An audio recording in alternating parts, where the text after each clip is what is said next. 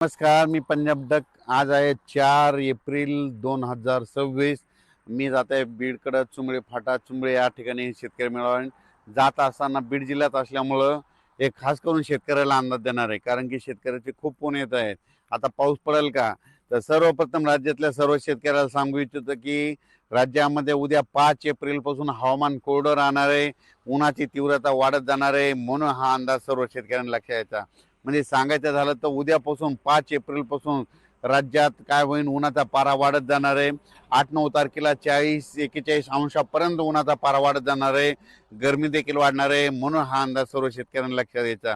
ज्यांचे कांदे असेल, आता कांदा काढायला काही हरकत नाही. त्याच्यानंतर कोणाचा गहू शिल्लक राहायला काढायचा असला तर गहू काढू शकता, हरभरा काढू शकता, मका देखील काढू शकता. कारण की आता सध्या तरी पावसाचं वातावरण नाही, म्हणून हा अंदाज लक्षात यायचा. म्हणजे सांगायचं झालं तर 15 दिवस तरी आता सध्या तरी पावसाचं वातावरण नाही, म्हणून हे अंदाज लक्षात येतात. मग पावसाचं वातावरण कधी तयार होईल? फक्त पावसाचं वातावरण काय होईल, एप्रिलच्या शेवटच्या आठवड्यात मात्र पावसाचं वातावरण तयार होईल, म्हणून हे देखील सर्व शेतकऱ्यांना लक्षात येतं.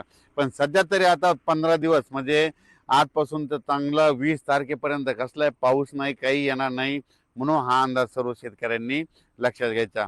पूर्व विदर्भातल्या शेतकऱ्याला सांगू इच्छितो की आज फक्त 4 एप्रिल पर्यंत म्हणजे वर्धा, नागपूर, भंडारा, गोंदिया, चंद्रपूर, यवतमाळ, वाशिम, हिंगोली, परभणी, नांदेड ह्या पट्ट्यामध्ये आजच्या दिवसात तिकडं थोडं पावसाचं वातावरण राहणार आहे. पाऊस काही जास्त पडणार नाही, त्याच्यामुळे काही चिंता करायची नाही.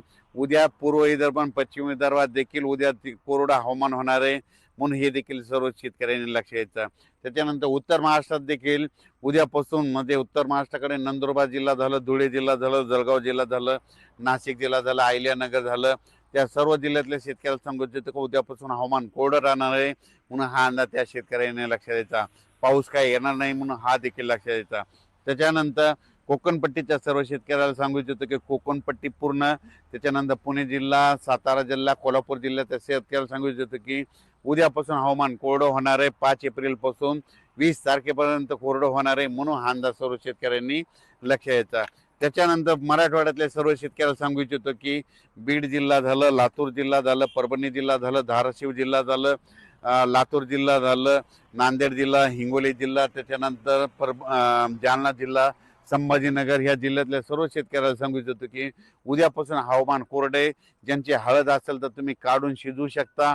पाऊस काय येणार नाही, त्याच्यामुळे उद्यापासून काही पावसाचं वातावरण नाही. फक्त आता उन्हाची तीव्रता वाढत जाणार आहे. 40-41-42 अंशापर्यंत उन्हाचा पारा वाढत जाणार आहे, म्हणून हा अंदाज सर्व शेतकऱ्यांनी लक्षात घ्यायचा.